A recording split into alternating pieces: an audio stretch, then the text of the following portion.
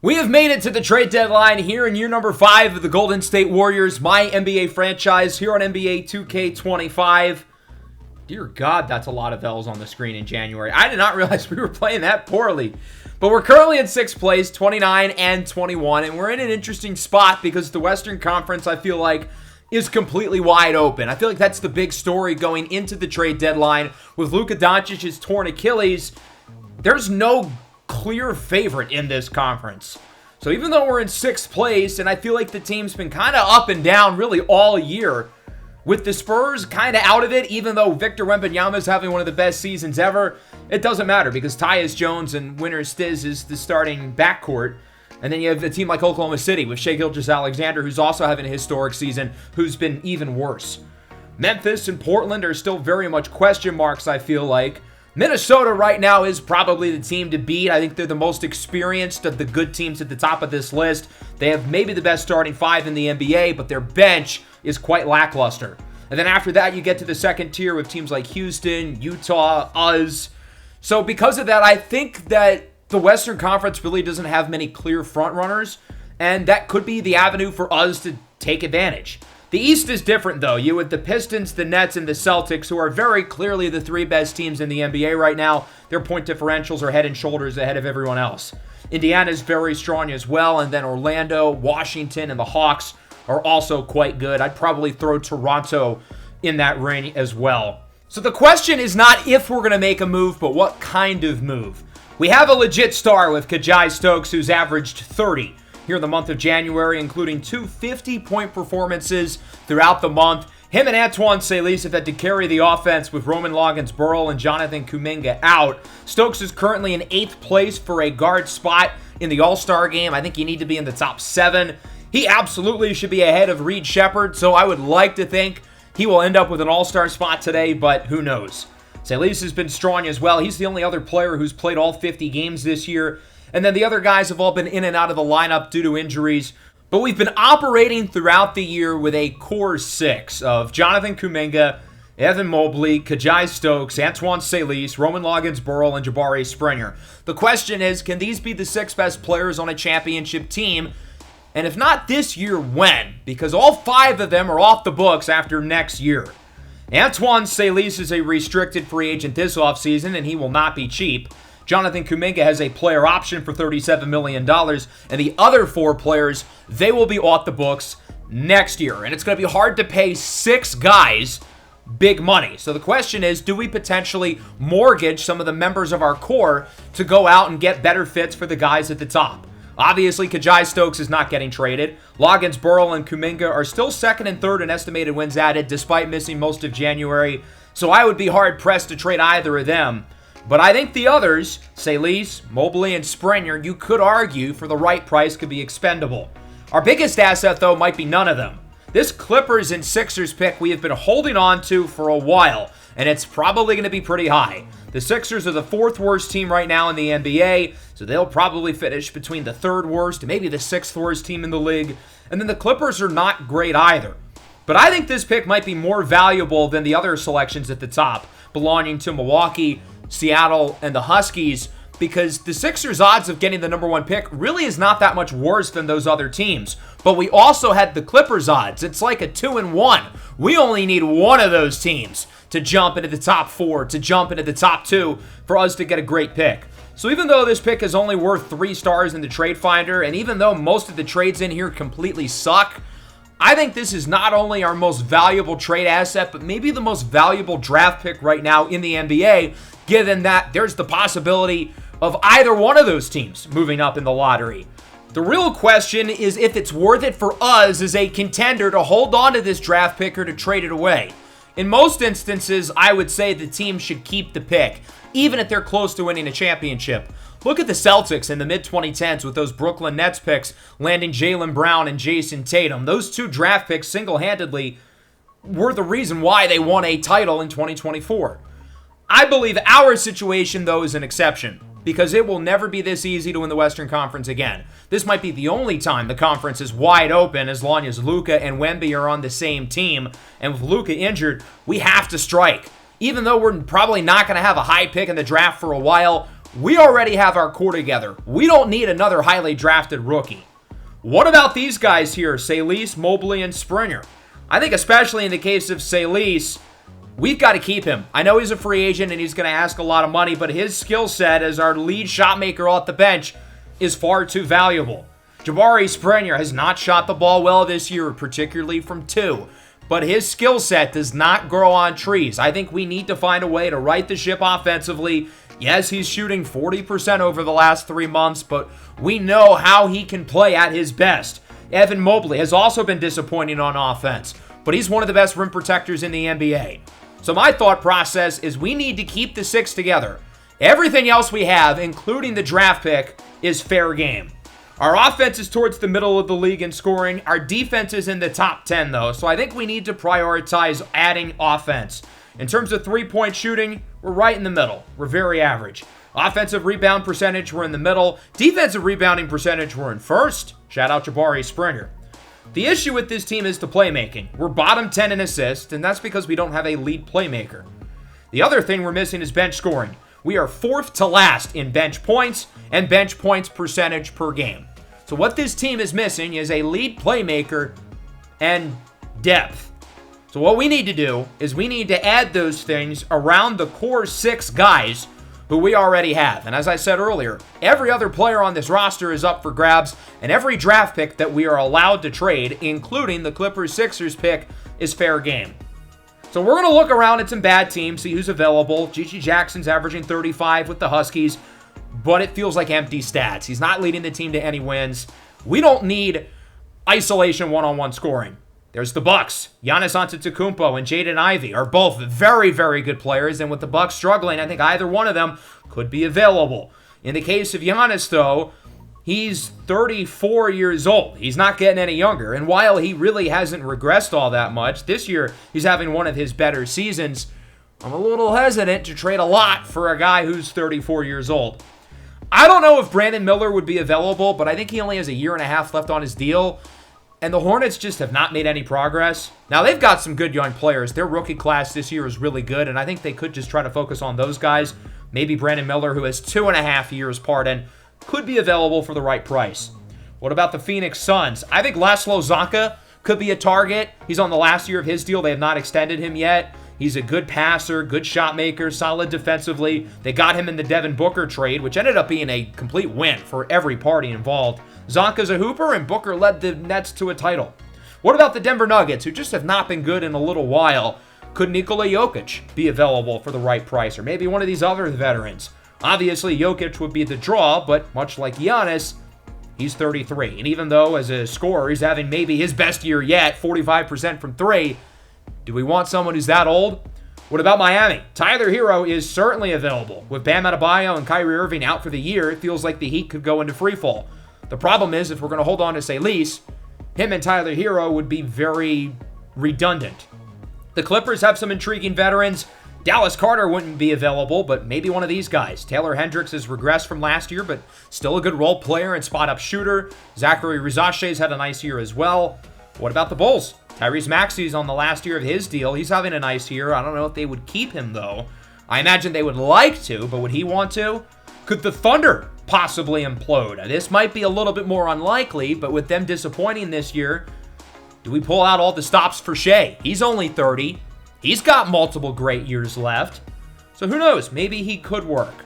I decided to look for some of the top passers in the league. Who are some of the leaders in assists? Carson Young is having a great year in Orlando. They haven't extended him yet, but I was quickly shot down trying to negotiate with them. Keyshawn George with the Pacers has had a really good season too, but much like Carson Young and the Magic, Indy has no reason to trade him. They're a contender in the East, and he's one of their most important players. So I went into the trade finder looking at Giannis, Ivy, Jokic, Shea. None of them are available. And that's when it hit me. That's when I figured out exactly who we need to target. It's not a player we've talked about yet, but it is a guy on one of those teams. So the Thunder are very crowded in the backcourt. Risky idea to make a big trade with a rival like this, right? Shai Gilgeous-Alexander, of course, is not available. I learned that very quickly. We're not going to be getting him. But their next 3 best players in terms of rating at least, are all guards, but they haven't necessarily played like it, per se. Geronimo Trinidad and Nitro Rodriguez are their next leading scorers. And as you can see, they're crowded in terms of minutes with the other guards on the roster. Not to mention, they have Shea's deal, they have Tari Eason, Cason Wallace, Miles Turner, all making a lot of money. They do have 2 big free agents. Actually, they have a few big free agents, but 2 of them at the guard position this offseason with Rankine, Desteno, and Nikola Topic. And I think between Wallace, Desteno, and Topic, the guy who I think makes a lot of sense as a fit for us would be Rankine Desteno. He is one of the very best passers in the NBA, 9.7 points per game, and he's not even the lead ball handler and playmaker for this team. That's Shai Gilgeous-Alexander, who's 5th in assists per game, with Desteno currently in 4th. OKC got him this offseason from Atlanta. He was part of the Chet Holmgren trade package when they wanted to trade him and J-Dub for picks and role players. Desteno, I thought, was the best player they got, but hasn't worked out this year. Despite that, I think he'd be a great fit for us. He would fit with the already great defenders we have on our roster. He would make our defense even more impressive. He's a good shooter as well, even if his percentages don't really show it throughout his career. He's a good scorer. He's just not a good shot maker. He can't really create his own shot, and his shot IQ is poor. Despite that, though, he's having his most efficient season. True shooting percentage nearing 60%, but it's only at around 55% throughout his career. It's been an issue for him, even though it's gotten better every year. I don't think he would be redundant with the other guys we have, and I think it would make things easier for someone like Roman Loggins-Burrell, who is a good playmaker, but is probably best as a second or third playmaking option rather than the primary on-ball creator. So I think Rankine Desteno playing point guard on our team would be a perfect fit. And it seems like with some of these trades here, the price would be pretty reasonable. Obviously, I'm not trading Kajai Stokes for him, but like Antoine Salis and something else, it seems pretty fair. But as I said earlier, I would like to keep Salis in the core 6. I think this is where we could trade this Sixers and Clippers pick. And you best believe Sam Presti is probably licking his chops over a draft pick like that. So we're going to get back to negotiating with OKC in a couple of minutes. But first, I do want to go through this last game against Portland, who is one of the best teams in the conference. I want to see how we play right before the deadline, despite all the trade rumors. And we win by 51. Good God. 29, 16, and 6 for Rolog. Stokes nearly a triple-double. Springer did have a triple-double. Kuminga and Salis were great as well. The bench also was productive. This might be our best performance of the year. Over 50% from 3, and then elite defense. 5 of 23, 4 for 18, 4 for 16. Portland shot the ball horribly. 33% from the field. We shot 52% from 3. That might be our best win of the year. And that makes me all the more hungry to get a guy like Rankine Desteno, because he could have contributed to our efficiency and their lack of efficiency even more with his playmaking and defense. In terms of adding a matching salary, maybe Jacoby Walter would work. I don't really think they'd want him, though, given his struggles. I think they'd really want a backup 5 because they don't really have one. Adembone is injured for most of the remainder of the year, however. So I look at these guys at the 4. Leonard Miller, solid scorer, guards multiple positions, has been disappointing this year, but we know how good he is at his best. He was very valuable for us last year. Maybe a guy like Osborne Outeridge, a lot of positional flexibility, only 20 years old, very good defender, but he's got a ways to go offensively. Both of these guys, for what it's worth, are free agents at the end of the year, and with Salis and possibly the addition of Desteno, both expiring at the end of the year, I wouldn't really want to worry about paying these guys. The problem with this trade, though, is that we would be getting ripped off. Along with the fact that OKC has too many players to begin with. So my initial thought was to send Leonard Miller to a third team and give Oklahoma City a backup 5. But even though Leonard Miller hasn't been that good this year, I think OKC actually could kind of use him because Tari Eason, who's an extremely similar player to Leonard Miller, just got injured, and he's going to be out for probably the rest of the year with a hand injury. They need to replace his skill set, and Leonard Miller would be quite perfect for that. So I figured I'd look at one of the young guys on their team, maybe Marcus Starks or McKenyon Bongo as the fill-in player. I think I'm going to pick Mbongo. I liked him as a draft prospect a couple of years ago. He is a free agent at the end of the year, but I don't think he would cost that much. I would probably want to get another pick back as well. And they do have a bazillion second rounders, but I think I would rather the first rounder they have this year, which originally belongs to us. And this is actually pretty perfect because we don't have a lot of draft pick flexibility, but by getting this pick, we would be getting a lot of flexibility. The only pick we wouldn't have of ours is our 2031 first round pick. So I think something like this is actually a pretty good deal. I want to see if I can get some of these second rounders off their hands. They do not need 10 second round picks in the next 2 years, but look at Sam Presti, not willing to budge as always. So we're going to take out the seconds. And sure enough, the Clippers-Sixers pick, Leonard Miller and Osborne Outeridge will get us Rankine Desteno, Nakenyon Bongo, and our own first rounder in this year's draft. So a huge deal has been made here at the trade deadline, but we've got our guy. Rankine Desteno, in my opinion, is the missing piece for this team. He will play point, Rolog moves to the 3, Kuminga moves to the 4. This is the exact type of player who I think is missing from our team to become a championship contender. The way I see his game is that he is the Derek White of Chris Paul's. He's not as good as Derek White, and he's definitely not as good as prime Chris Paul, but he's an elite playmaker, great defender, good shooter when he's taking the right shots, and I think he's the perfect connecting role player who fits with all the other guys on the roster. Not to mention, an underrated aspect of this deal is we have most of our pick flexibility back. Sure, we lose the Sixers and Clippers pick that we've been holding on to since year number 1, but we don't really have ourselves missing any picks other than our 2031 selection that belongs to the Cavs. I imagine they would have gotten this in the Evan Mobley deal last year. I'd be willing to trade our first rounder this year for it, and they say no, which is kind of unfortunate because after this year, we could have had all of our pick flexibility, but I guess they want to be stingy. I still feel like our team is missing one veteran piece, though. The oldest player in the rotation is Evan Mobley. He's 27 years old. Mobley and technically Jonathan Kuminga are the only guys on this team who have ever played in the finals. I would like to add another guy who has championship DNA somewhere or is a winning role player. I want to add some size and a guy who can shoot the ball, guard multiple positions. Problem is there just aren't many of that players who exist. So I'm going to lean in my qualifications a little bit, and there still aren't that many great options. All the guys who fit the criteria are young. I like young guys, but we're not looking for 22-year-olds. I want guys who are 30, guys who have played big games, who can help us out. I think Aaron Nesmith in Indiana could work. He's a little bit on the smaller side, but beggars can't really be choosers. It would be a reasonable price for him. I wouldn't be willing to trade a first-rounder for him, but something like that. Jacoby Walter, who's had a rough year, I think could work. What about Andrew Wiggins, who's won a title here in Golden State? We traded him away all the way back in year number 1 for Jimmy Butler, and he's bounced around since then. I think as a guy who can plop in the corner and shoot threes, he'd be a fine addition. And again, Jacoby Walter for him straight up could be a pretty good trade for both sides. Sticking with the theme of familiar faces, what about either Onyeka Okongwu or Trayce Jackson-Davis in Seattle? The Sonics don't need these guys. They stink. Trayce Jackson-Davis in particular has had a pretty nice year, and some of the trades here I think are pretty reasonable. I think the problem with one of these two, though, is that they would be kind of redundant with a Dembona. We've already had this problem in the past, so I feel like it doesn't make sense to have all those guys on the same roster again. So let's go back to Aaron Nesmith, because I think he'd be a really good addition for us. Very good spot-up shooter, good defender on the perimeter, the exact type of ninth man off the bench who I think this team could use. And I think maybe trading Peyton Pritchard and some second-round picks could make sense. The problem is they really want a first-rounder for him, and I'm just not really willing to do that.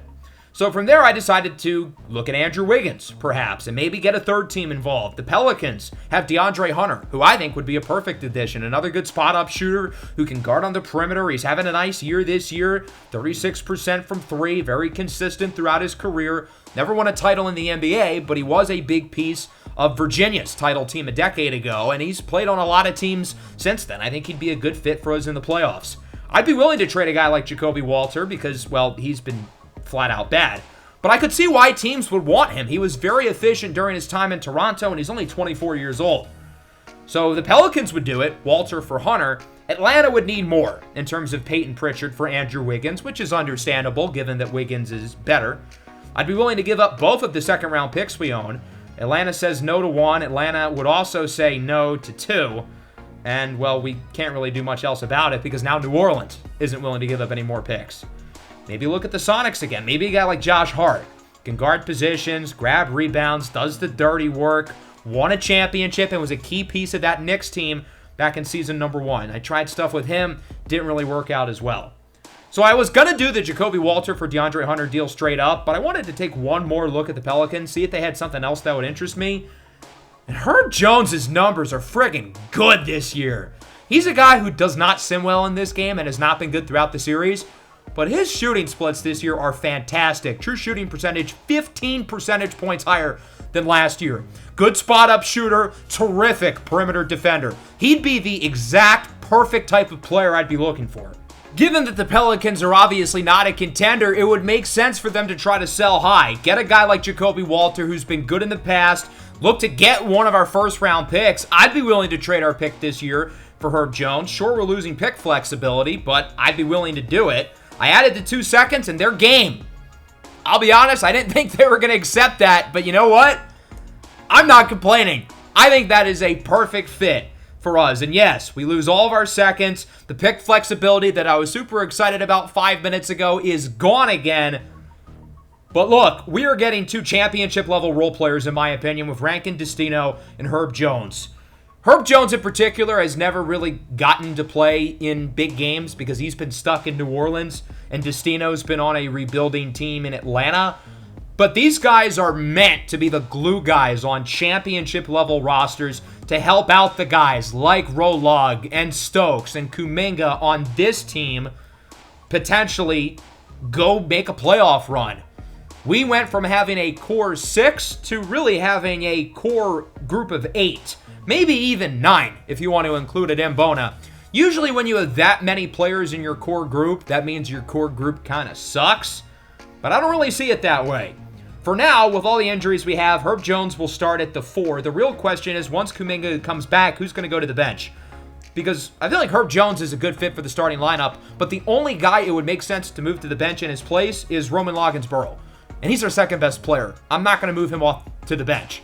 So presumably, Herb Jones would probably come with the second unit, even though it makes sense for him to start with the 1. So we'll figure it out as the rest of the year goes along. We've got time to figure it out, but nonetheless, I'm excited about these 2 guys. We're going all in on winning a title this year. It will never be easier to win the Western Conference with the Spurs and I guess OKC not really in the picture. So we need to take advantage. That's why I decided to be ultra aggressive more this year than ever to get 2 big additions in Rankine, Desteno, and Herb Jones. But we're not the only team who's going to be aggressive. Let's start with Paul George, who's going to Minnesota. Yeah, his shooting splits suck this year, but there's not really many other moves the Wolves can make. They don't have cap flexibility. They don't have pick flexibility. They'll be trading away James Wiseman in 3 seconds to the Nuggets to get the job done. We're going to start small and work our way up. Next up, we've got G.G. Jackson, 35 points per game. They're empty stats, though, but 35 is 35. So the Huskies are going to look to use the value that he has brought them, and he will go to the Orlando Magic, a team who I think is missing that one final scoring piece.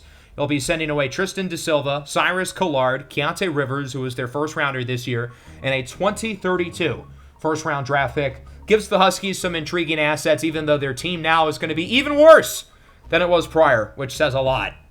I think the Boston Celtics are the favorites to win the whole thing. I said it in the last episode when we played against them. The one thing they're missing is a center.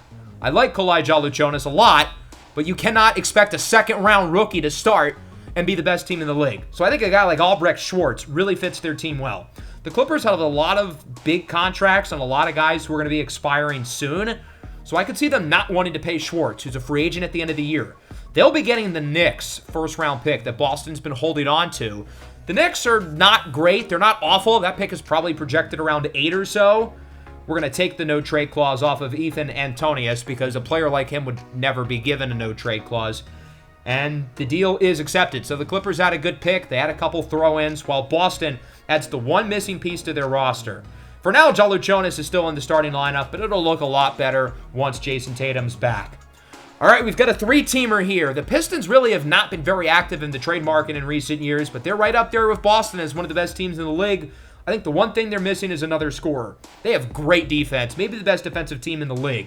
And it was hard to make a deal work without trading Asar Thompson, but I was able to find a way to do it. Getting Tyler Hero from Miami.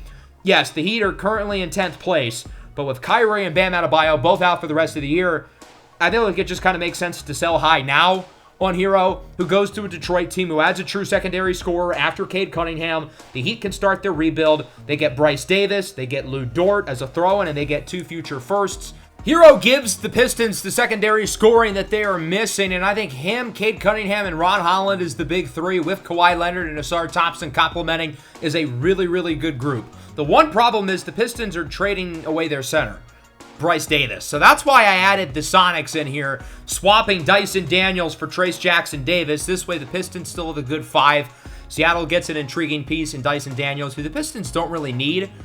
They're going to have his role off the bench be replaced by Keon Ellis, who was previously a starter for them. So their roster just fits a lot better now. They were already 39-11 to begin with. So now they are going to be an even bigger threat.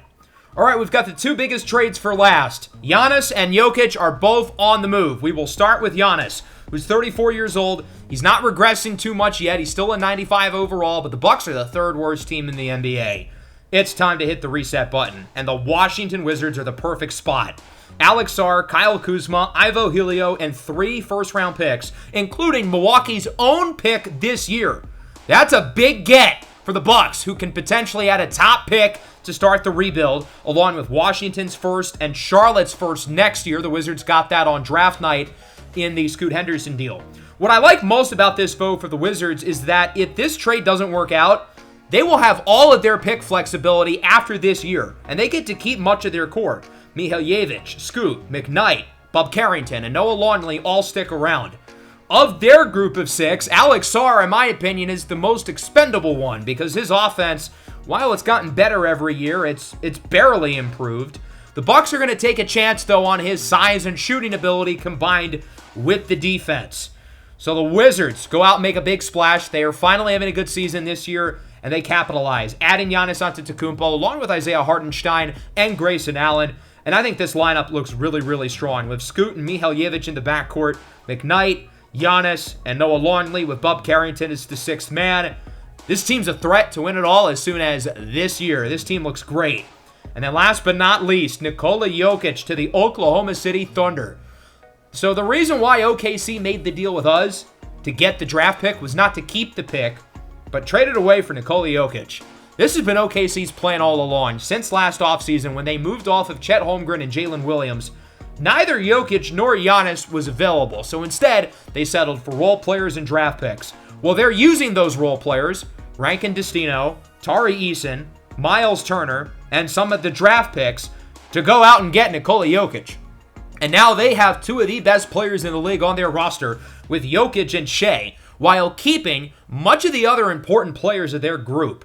They're able to hold on to Cason Wallace. They're able to keep Geronimo Trinidad, Nitro Rodriguez, Nikola Topic. They add Leonard Miller, Osborne Outteridge, and Jonathan Mogbo for more size. The question with this team is, can they dig out of the Western Conference play-in race? They're currently in 10th place.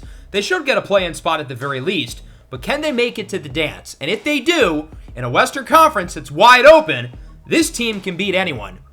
As for the Nuggets' perspective, they had to hit the reset button. They got the Clippers and Sixers swap best pick that we've been hoarding for the last 4 years. So in my opinion, they got the most valuable pick right now in the league for arguably one of the best players in Nikola Jokic. So that is our trade deadline. A lot of movement across the league. We have 2 of the biggest stars in the NBA switching hands, and a lot of the top teams got better. Detroit improved. Boston improved. The Nets and Pacers stood tight because, they've already made the finals with their groups. Orlando made a big move with Gigi Jackson. The Wizards had Giannis. The Hawks made their big move last year with Chet. And one of those 7 teams in the East is going to have to play a play-in game, which is crazy to think about. In the West, the Wolves got a little better. We got better. OKC got better, but that's about it.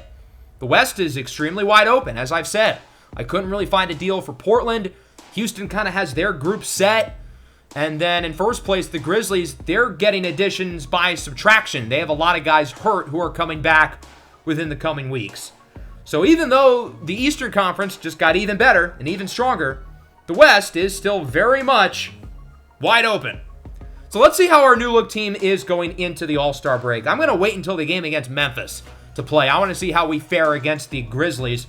So we will play against Seattle on the road, New Orleans on the road. Ironic because we just made the Herb Jones trade with the Pelicans. Then we've got Sacramento and Boston. Obviously, Boston's the tough one. I'm fascinated to see how we play against them. The Kings want Rankine Desteno. We could trade him right away for Dennis Gordon, who is great. I don't think this would make sense for Sacramento, though. Dennis Gordon is too good of a player, even though they've been disappointing. Otherwise, I would say hell yes. Jonathan Kuminga is back healthy, so with that, we're going to move Herb Jones to the bench. Again, I want to start him, but Roman Loggins-Burrow is too good to move to the bench, and I don't know who else we would replace. So that brings us to the trade deadline officially. We're going to stop past this Sonics game that we won by 32. Good start for the new look team. Rolog with his first career triple-double, 20, 18, and 12. Rankine Desteno in his debut with a triple-double as well to go along with 5 steals. That's his first career triple-double. 278 games not on the Warriors, 0 triple-doubles. 1 game in Golden State, 1 triple-double. The reason why I stopped, though, is because they've announced the All-Star rosters. And here's the Eastern team, kind of as expected. Here's the Western Conference team. You may notice that somebody is missing. Kajai Stokes did not make the All-Star team. And based on the All-Star voting, he actually did finish in 7th in terms of the guards. So I think it's a 13-man All-Star roster, and he would have been the 14th guy. He was the first player to miss out. If somebody gets hurt, though, he would be the first injury replacement. But we would need somebody to get hurt. So in other words, he's not an All-Star. The good news is the team would win the last 3 games, including a 34-point blowout against the Celtics. So the new look team is playing some great ball. Career high, 31 points for Jabari Springer. Rolog's playing out of his mind. Kajai Stokes with 26. Salis and Kuminga with 20. Rankine Desteno with 12 assists. He's been exactly what we could have asked for through the first 4 games with 12-plus assists in 3 of them. The turnovers are a little high. He's averaging around 4 per game. We'll work on that. Herb Jones has not shot the ball great so far, but we'll get there. It's only 4 games. I'm not overly worried about it. Now on for the All-Star festivities. We're in 5th place going into the All-Star break, 34-21. Alperen Şengün is hurt. Maybe he'll need a replacement. Here are the All-Star Saturday night events. The NBA was able to get Everest McLeon in the dunk contest. Good work, Adam Silver. Very star-studded 3-point contest. And then we had the rookies and sophomores game. I was not expecting anybody on either of these rosters, but I was surprised to see that Jabari Springer is here. Jabari Springer's not a rookie or a sophomore. He's technically in his 4th season because he was drafted in year 1. I think there were some issues, though, when I was messing around with the player DNA to give him the goggles at the beginning of the year because it says he was undrafted. He was not undrafted. He was picked in the 2nd round by the Pistons. So I had to edit the amount of years pro he had, but he still played in the Rising Stars game in which the rookie team won by 16. Not every day the rookie team beats the sophomore team. I don't even know who this guy is. Wesley Stanley. I guess he replaced the number 1 pick, CeCe Cunningham, who just got injured. So Cunningham didn't even play. The Rookie of the Year favorite. That is a very bad look for the 2nd-year players, especially considering they had a 4th-year guy on their roster already. As I was looking through the awards, seeing where Cunningham was, I was surprised to see we actually had a bunch of guys on the list. Mobley's 4th in DPOY. Destino's 3rd for Most Improved. Stokes and Salis are on the Clutch Player of the Year list. That's pretty dope. I was hoping to get good news in terms of Stokes being an injury replacement on the All-Star team, but he is not on the roster. The dream is dead. Karma for the West as they lose to the Eastern Conference with first-time All-Star Carson Young of the Orlando Magic winning the All-Star MVP, his first of likely many All-Star nods. I mean, he has turned into an awesome player for a Magic team who's got a great group with him, Paolo Banchero, Gigi Jackson, both of whom were also All-Stars, along with Franz Wagner as well. Jokic leads the West in scoring. Miko Kapanen with maybe the funniest stat line I've ever seen. We had a few All-Stars get traded, but all of them stayed in the exact same conference. Giannis, Jokic, Gigi Jackson, so I guess that kind of worked out. Now we're ready to play against the Grizzlies, who are in 2nd place in the Western Conference right now. They are 40-18. They didn't make any moves at the deadline, but they got better with adding guys back from injury. Khalil Griffin II, Vishnik Blieva, and Jalen Suggs were all injured. They all return. This Grizzlies team was not supposed to be this good going into the year. It felt like they were kind of in purgatory with Ja Morant and Miko Kapanen. They lost Ja Morant for nothing in free agency. They go out, they trade for Jaylen Brown, and it's like the team is saved. Miko Kapanen's able to be the number 1 option. Jaylen Brown, a championship number 2, is able to play his role as the number 2. And other young guys like Kobe Starling and Vishnik Blieva have played well for this team when healthy. I still don't necessarily trust this team in the playoffs, especially over someone like Minnesota. But they've been a revelation in the Western Conference this year, and who knows, maybe we'll see these guys again in the postseason. They've been one of the best teams in basketball, so it very well could be a playoff preview. The new look starting lineup for Golden State, still without Evan Mobley, consists of Desteno at the 1, Stokes at the 2, Rolog at the 3, Kuminga at the 4, and for now, Jabari Springer playing the 5. He'll be matched up with the big fella Vishnik Plieva, who wins the tip. Fourth-year pro hailing from Switzerland and the University of Kansas as this game is underway. Kobe Starling a little dinged up, playing through injury, gets the early assist to the former Finals MVP Jaylen Brown, who hits the 3. Starling now pops the triple off the mark. Capone the rebound and the putback, and the Grizzlies are up 5-0 early. We are 0 for 5 to start this game offensively. Finally on the board, Stokes with the feed, and Jabari Springer with the flush. Rankine Desteno brings it up. He's our new lead ball handler. He's the true point guard at the team as he gets it to Jonathan Kuminga, who buries the triple, the cum bucket on the board for Golden State. Khalil Griffin still not 100% from his injury, has it stripped away and stolen by Roman Loggins-Burl. Outruns Capone. Pump fake inside Kuminga. Counted and a foul. And 1 for Jonathan Kuminga, who's got 6 early points.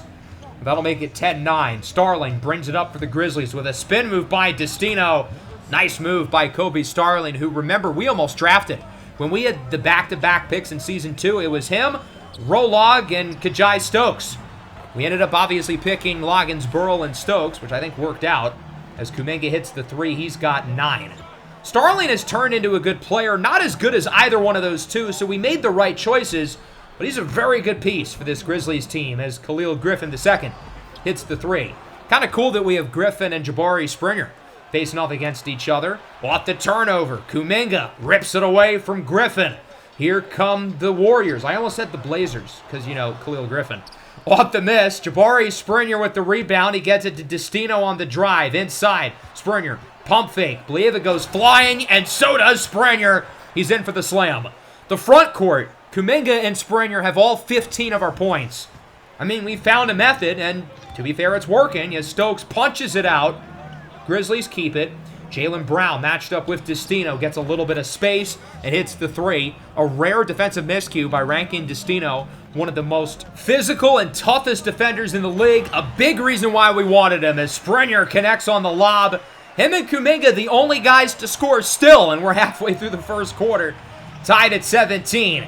Desteno, 3 early assists with the dime. Pump fake, layup is good for guess who? Jonathan Kuminga, who now has 11.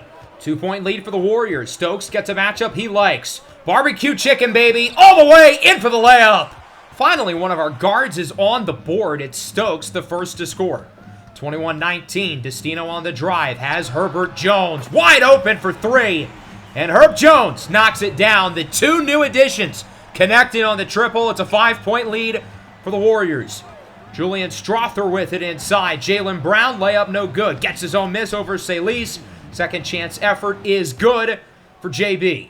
24-21. Here's Roman Loggins-Burl. Pump fake. Rolog out to Herb Jones. Contested 3 is good. Another make for Herb Jones. 2 quick threes for the longtime Pelican who's played in New Orleans for almost 8 years. Miko Capone misses the layup. Rebound by Desteno, who has 5 assists so far. He's got Loggins-Burl all the way with the 2-handed slam. Rolog on the board for the first time today. 29-23. Strawther out to Jalen Suggs. His 3 no good. Plieva the board, no good. Plieva again with the putback as he throws it all over Jonathan Kuminga. 29-25. Strawther looking to get around the screen from Capone. 3 rattles home, and Memphis brings it within 1. Make it 3. 31-28. A football score as the 49ers lead the Titans. Miko Capone up and in for the layup. Lead back within 1. What a year it's been for Capone in the top 5 for the MVP race. Probably going to make the All-NBA first team. Desteno for 3 on the board after 6 first-quarter assists. 34-30. Capone out to Julian Strawther with 35 seconds. Matched up with Desteno around the screen. Desteno's not letting him get any room. He's able to find Plieva, though, who is the mismatch with Kuminga. Going to be hard to match up with Plieva given that both of our true centers are injured and not playing. As Jones gets it up for Desteno. He finds Antoine Salis. Salis looking for the screen. Sidestep. Long three. Rattles out. Grizzlies will get the last shot likely where they can tie or take the lead. Kaponen matched up with Desteno. Lobs it up for the big man! Vishnik Plieva with the slam. We're knotted up at 34. Warriors with one more chance as Loggins-Burrell quickly drives in for the layup. The Grizzlies were celebrating their dunk, and Rolog took advantage of them falling asleep. Kaponen's half-court heave is not even close. That'll wrap up the first quarter, 36-34. We've got a good one between two of the better teams in the Western Conference, the number 2 seeded Grizzlies and the number 4 seeded Golden State Warriors. Early in the second, Loggins-Burrell with it. He jams it home. Since Rolog is our next best playmaker, ideally I want one of him or Desteno in the game at all times. I don't know how often the two of them will share the floor together, but I want one of them in the game always. Great move by Starling as he cooks Antoine Salis. 2-point game. Salis gets it to the youngster, Louis Delmar, who finds Kajai Stokes around the screen for 3. That one is good. We're getting all these young guys a little bit of run. Delmar, Nakenyan Bongo, who we just traded for, Romero Birkin as well. As Kajai Stokes goes in with the jam, he's starting to heat up with 5 in the second. Salis rips it away from Starling. Stokes on the transition mission. A 7-0 run from Kajai Stokes alone, and it's a 9-point Warrior lead, the biggest it's been all night. Screen from Collins. Starling throws up a 3, and it's good. Nice shot by Kobe Starling Jr. as that one is tipped away, and it is recovered by Golden State. Ramon Hodge over to Stokes. Was not the prettiest of possessions, but we'll take it. Kajai Stokes, 11 points on 5 of 8 shooting. Hands it off for Jabari Springer, matched up with John Collins. Inside for Loggins-Burrell. The dribble drive and the jam for Rolog. Jaylen Brown has it on the drive. It's ripped away and stolen by Salis. Another turnover. Salis lobs it for no one. It will be our ball, though. As soon as I clicked triangle on the lob, I knew that wasn't going to work. I figured somebody was going to go to the basket, and then nobody went to the basket. At least we're going to keep possession, though, as Salis cuts in. That one is good, despite smothering defense from Jalen Suggs. Double-digit lead for Golden State against one of the Western Conference's best. Was that a lob or was that a shot? I don't know what they were trying to do there. Salis inside. Layup is good. He's got 8. And the lead sits at 12. Back to 10 now. Here comes Memphis. Khalil Griffin II with it. Griffin on the drive. Herb Jones with the contest. No good. But Griffin is there with the rebound and the putback. Like father, like son. Both Khalil Griffin, the first and the second, were great rebounders. Here is Springer out to Nakenyan Bongo, who hits the mid-ranger. He may have just been a throw-in in the OKC deal, but I actually really like his potential. I think he's a guy who could be a bench piece. There's a nice play for the Grizzlies. Starling lobs it up to the big man, Vishnik Plieva. It's an 8-point game with 3 to go here in the first half. Desteno looking for the screen. He's got another one of the youngsters, Romero Birkin, who hits the 3 for Golden State. 66-59. Julian Strother pull-up 3 is good. It was a 12-point game a couple minutes ago. Credit to Memphis. They have it within 4. 66-62. Stokes, triple, no good. Herb Jones with the rebound. Back out. Kuminga. Bang! What a play by Herb Jones. Role player, winning plays. That's why we traded for him. Stokes thought about the shot. Instead, he gets it to Desteno. On the drive, acrobatic layup is good. Desteno has not shot the ball a lot today. He's 2 for 3, but he knows how to make a positive impact on the game without scoring the ball. 8-point lead. Desteno has it, looking for someone to get open. Desteno, Salis at the buzzer, no good. That'll wrap up a competitive first half here in Golden State. I like what we've seen from the offense, though. With Rankine Desteno as the lead facilitator, it just makes things easier for everyone else.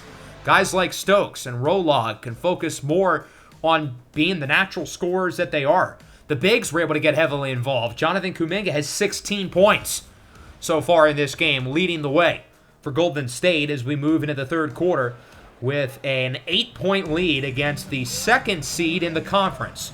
To start the third, Desteno with the cross, the sauce, the feed, and the finish. As Jabari Springer is in for the layup, he's got 10. 6-point game. Here is Kuminga out to Desteno. Heavily contested three is good. Another triple for Rankine Desteno. He's made both of his threes tonight as it's a 9-point game.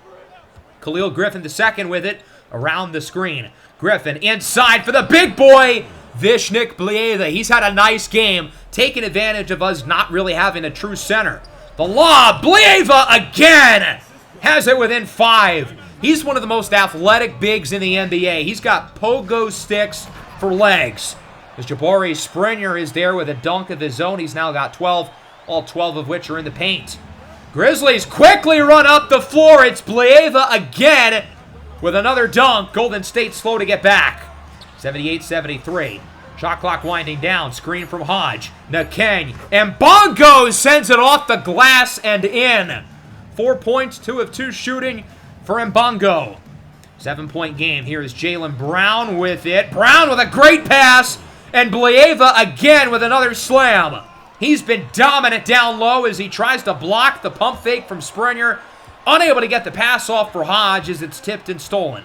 Jaylen Brown, pull-up three is good. The Jaylen Brown trade could not have worked out better for all parties. It has made the Grizzlies and the Celtics from average teams to arguably the best teams in their conference.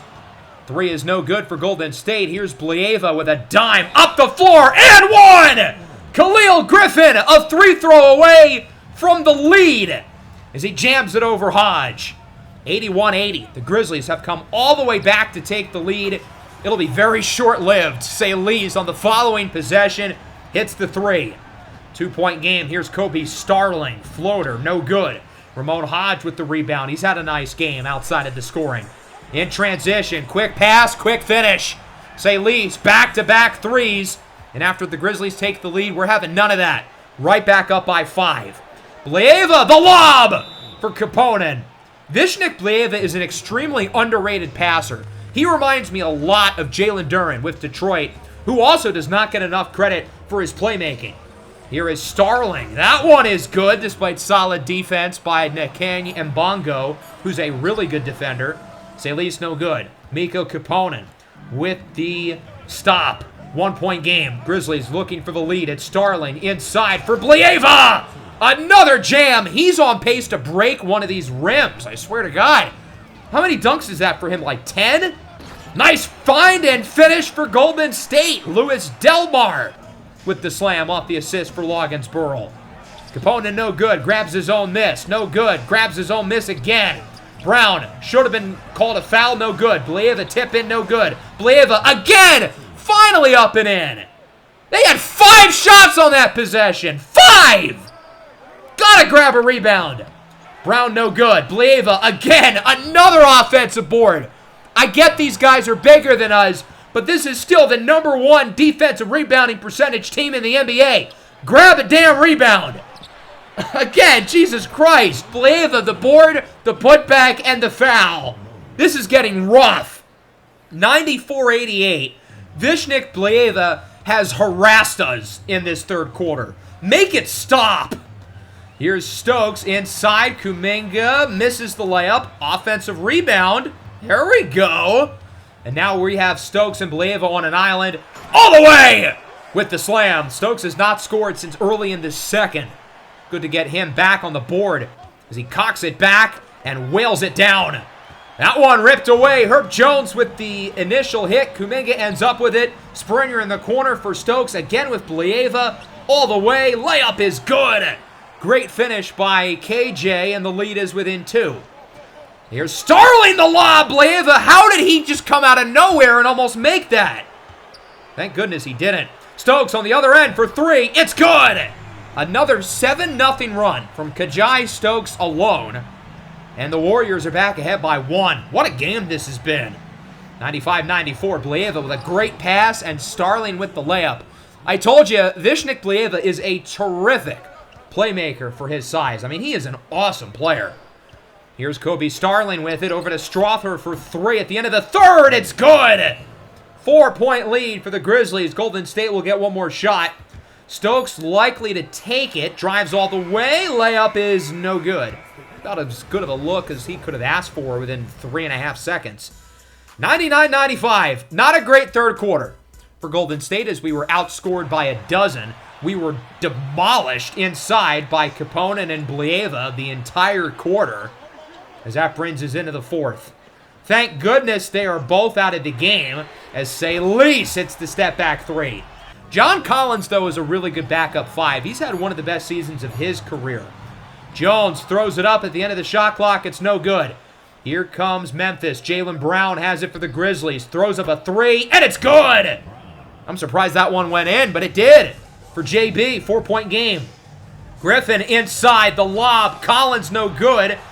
Grabs his own miss and is there with the dunk. I mean, how many offensive rebounds are these guys going to get?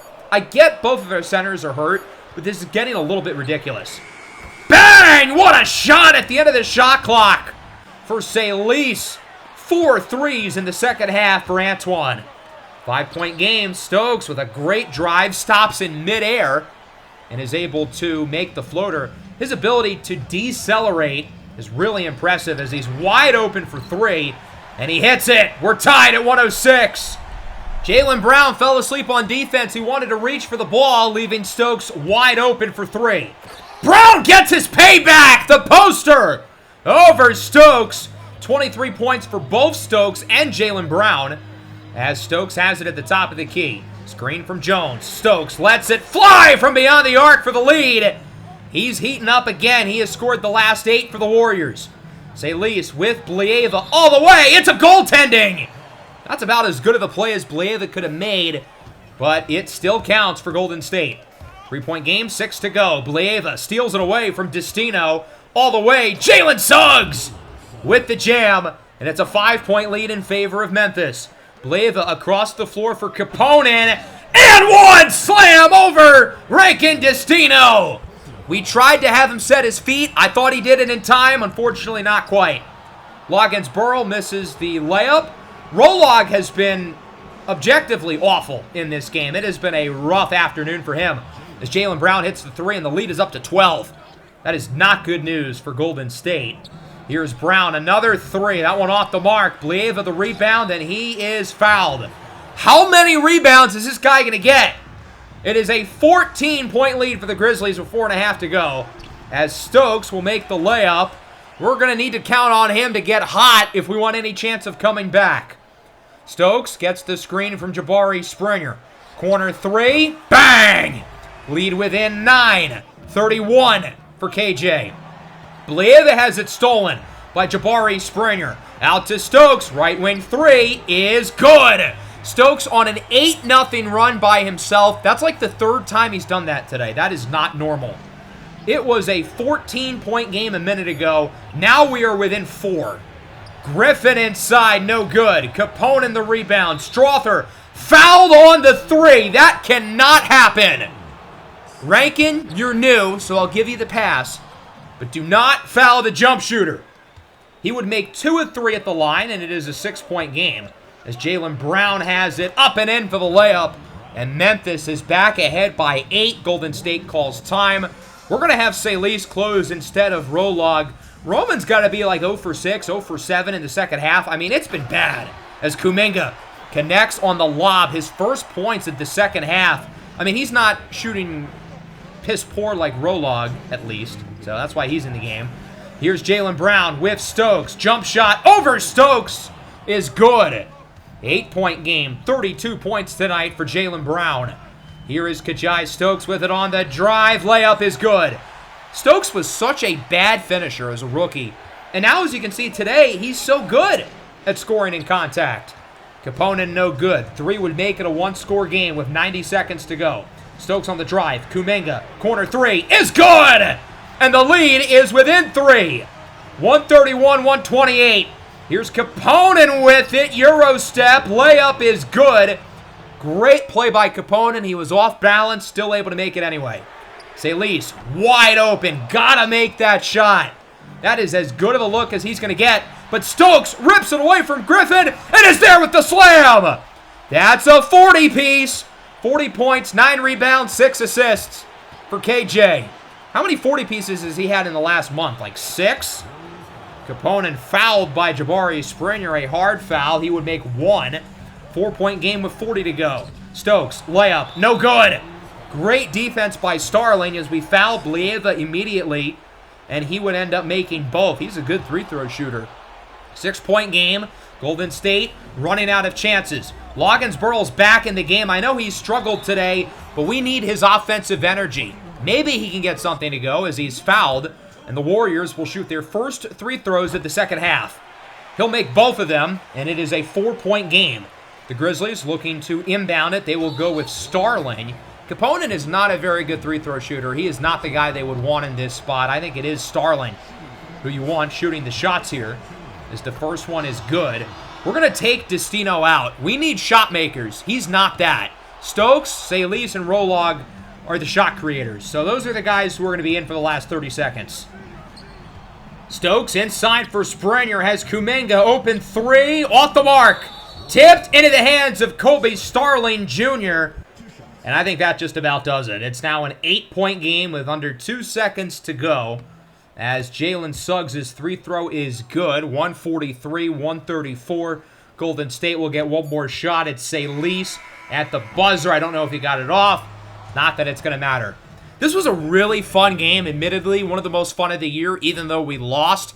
I really hope we get to play the Grizzlies in the playoffs again. That would be an awesome series. I think it would really go 6 or 7 games. But this was also a frustrating loss because I feel like it was really avoidable. And we would be able to correct our mistakes, I would like to think, in a playoff series. I mean, for one thing, we'll have both of our centers healthy. That was the biggest problem, the rebounding. We had some guys play well. The problem is we were too over-dependent on Kajai Stokes down the stretch. He had 27 points in the second half, 22 in the fourth. We put way too much on him, and we cannot expect him to score 40 every game in the playoffs. We need more from everybody else. Salis had some nice shots in the second half, but he had some bad misses. Kuminga was a non-factor in the second half. Loggins-Burrell was a liability. He was minus 25 when he was on the floor. So that means in the 23 minutes he did not play, the team was like plus 35. Now, I'll give him a pass because he's been great. He's had, I think, 7 games in a row shooting at least 50%. So he is due for a down performance. But if he played like normal, I think we would have won. Springer was efficient on offense, but struggled on defense, mainly because he's not a center. And hopefully in the playoffs, he does not have to play center. Desteno was solid. He was efficient on offense. He had 11 assists, about what we expected from him. And then Herb Jones was pretty solid as well. But again, not having Mobley, not having Bona, and not having Roman Loggins-Burrell shoot the ball well certainly hurt. 32 points for Jaylen Brown. The real star of the show was the big man, Vishnik Blieva. This kid's a hooper. 31, 19, and 6. He was plus 21 with 8 offensive rebounds. He's nice. 23 and 7 for Starling, 19 and 10 for Khalil Griffin II. Only 1 assist, though. He's definitely not the passer that his dad was. He's also not the scorer or the defender that his pops was. 15, 13, 5, 3, and 3 for Kaponen. He was not great offensively, but he was dominant on defense. I think the other big thing, look at the 3 throws, 29 to 11. That's not good. A lot of offensive rebounds, though. We had 11. We had our fair share of boards, but they had 19 on offense. 19! Cannot let the other team grab that many of their own misses. So a lot of mistakes, but a lot of things I think we can work on. We stood toe-to-toe with one of the best teams in the Western Conference, and we were obviously shorthanded, and the loss of Mobley and Bona obviously played an impact. So we're going to simulate through the next week and a half. We've got the Knicks, the Cavs, the Kings again, and then the Blazers. I'm fascinated to see how we play against Portland, not just because they're really good, but remember, we just beat them by 50 just a couple of weeks ago. So it'll be interesting to see how we perform. We're getting some good news on the injury front as Adem Bona is back, and Evan Mobley is pretty much healthy as well. So our team is now fully healthy. This is what we're going to do with the lineup. Desteno, Stokes, Rolog, Kuminga, and Mobley is going to be the starting 5. Salis, Springer, and Herb Jones will lead the bench. That's the group of 8. Those are the guys who are going to be getting the big minutes in the playoffs. Adem Bona is the 9th man of that group. And then I think for now, we're going to keep Ramon Hodges' minutes, and I want to keep Nikang Mbongo's minutes. He hasn't played a lot, but he's been pretty good. So I kind of want to keep him in there because I like what I've seen so far from the youngster. So we ended up going 3-1. We lost to the Knicks, which is not a great look. But Once Bona and Mobley came back, we went 3-0, and we played better and better in each game that those guys were back. Close win against a not-so-good Cleveland Cavaliers team, which isn't ideal, but this was the first game with our entire group being healthy, so it's not going to be perfect. Desteno at a career-high 18 assists, though.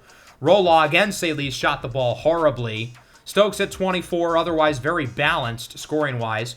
Shout out Brandon Ingram helping lead the Warriors to another win, shooting 33%. We scored 175 against the Kings. Salise and Kuminga with over 30. Rolog with a triple-double. He's so inconsistent, but when he plays well, he makes such an impact on the game. Roman Loggins-Burl at his best is the best player on the team. Even better than Kajai Stokes, who went 12 of 14 from 2. The big difference, though, is that Stokes does this every game. Rolog is so on and off, but he's 21 years old. It's normal. And then the Blazers, we score 170 again. Defense was a little worse, but we still ended up winning by 37 against one of the best teams in the conference. I guess we just match up really well with Portland. Hopefully we get them at some point in the playoffs, as we're now 37-23, 60 games in, currently the number 4 seed with around 22 games to go. We'll go through all 22 of them in the next episode, rounding out the regular season, setting ourselves up for the playoffs. We have a hard schedule, a lot of really good teams, which I kind of like. It gets us prepared for playoff basketball, which is hopefully coming up soon. We're only 3 games out of the play-in, so, you know, let's get that playoff spot first. Let's not count our eggs before they hatch, or whatever the saying is. That'll wrap up the episode. I hope you guys enjoyed. Let me know what you thought of our trade deadline and the trades across the league down below in the comments. Make sure to leave a like, subscribe to the channel if you're new. Peace out.